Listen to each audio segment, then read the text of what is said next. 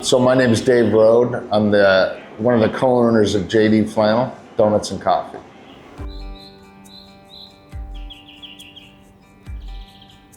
The moment that kind of inspired John and I to start JD Flannel, Donuts and Coffee, came in Montana, actually, on a river.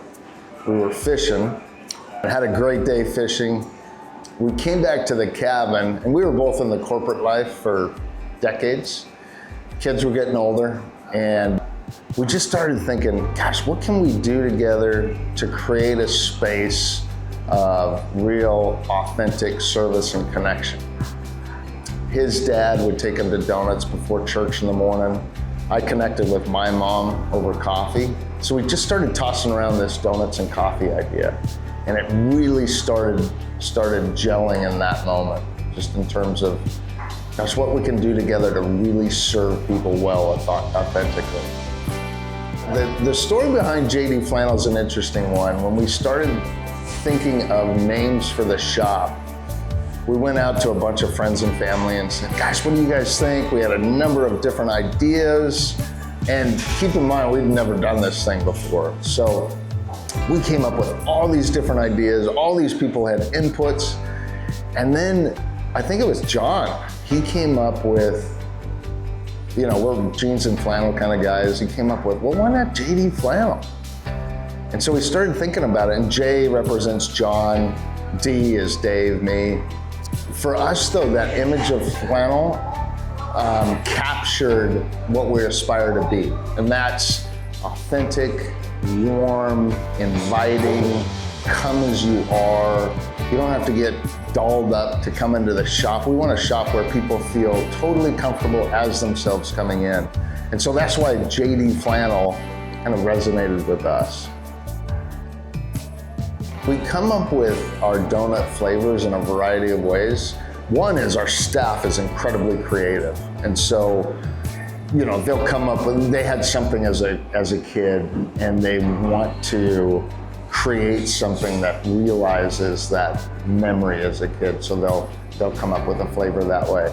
We started this early when we started our company. We do a March Madness donut version of March Madness, where we'll put it out there where people can come up with ideas. They're ideas that have to be, the flavor has to be made from scratch in the kitchen that we can do. So we get hundreds and hundreds of flavor ideas.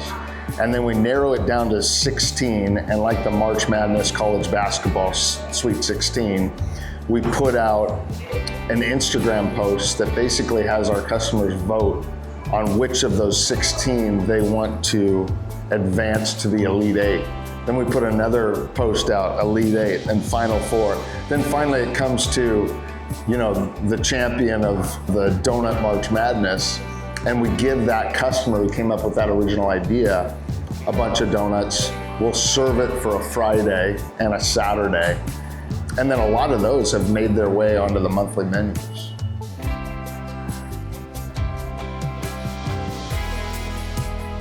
We see people coming in all the time, dads with their young daughters or sons, older people that come in with their grandkids, groups of teenagers coming in.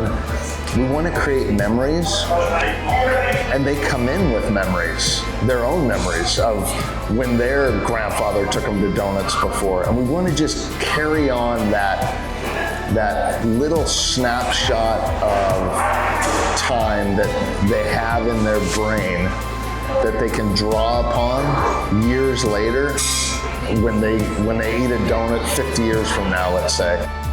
We just want to be excellent at what we do. And the purpose behind that is, again, it comes back to that original motivation or purpose, and that is to really serve customers authentically. So if we grow to a place that we can't do that, then we've lost our vision. So whether this ultimately ends up just being this shop or just 2 shops or 10 or 40, our vision doesn't change, and that is serving and valuing each customer that walks through that door.